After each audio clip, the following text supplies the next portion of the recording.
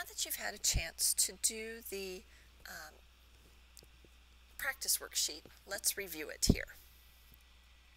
The first thing I actually wanted to point out was the fact that up here at the top, they talk about showing and drawing circles around them and putting the shared electrons in between the atoms.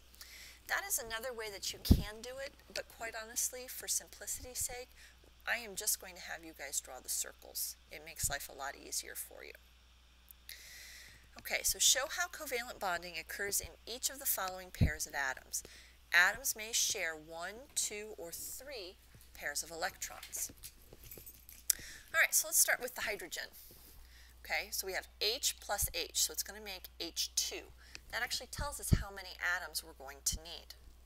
Okay, so I know I'm going to need 2 atoms of hydrogen. Hydrogen likes to have 2, so all I have to do is circle that, and I am done. Number 2 has 2 atoms of fluorine.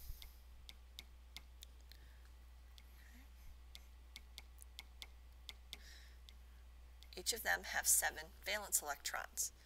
So I just simply need to circle that, okay, and double check 1, 2, 3, 4, 5, 6, 7, 8. That fluorine is stable. 1, 2, 3, 4, 5, 6, 7, 8, and the second fluorine is stable.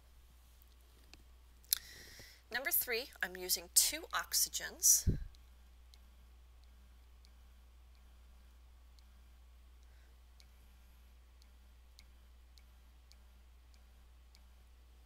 So I'm going to share here, and I'm also going to share here.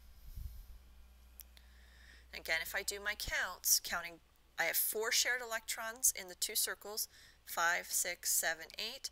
4 shared electrons, 5, 6, 7, and 8.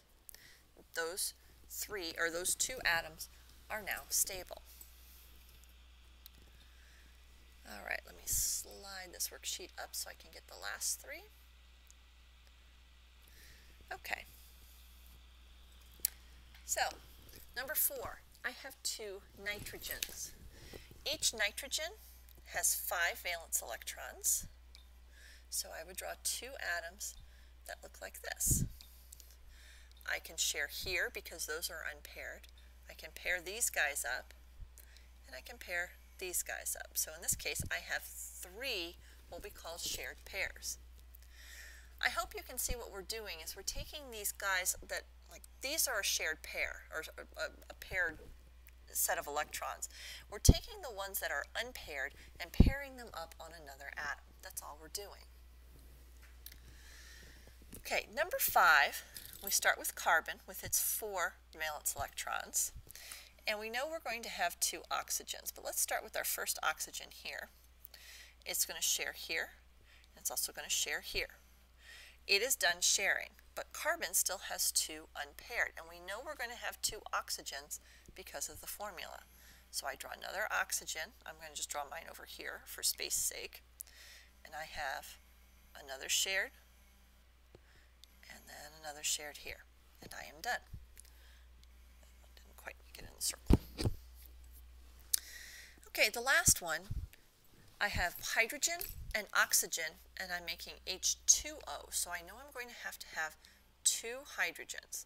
So let's start by drawing 1 hydrogen and 1 oxygen.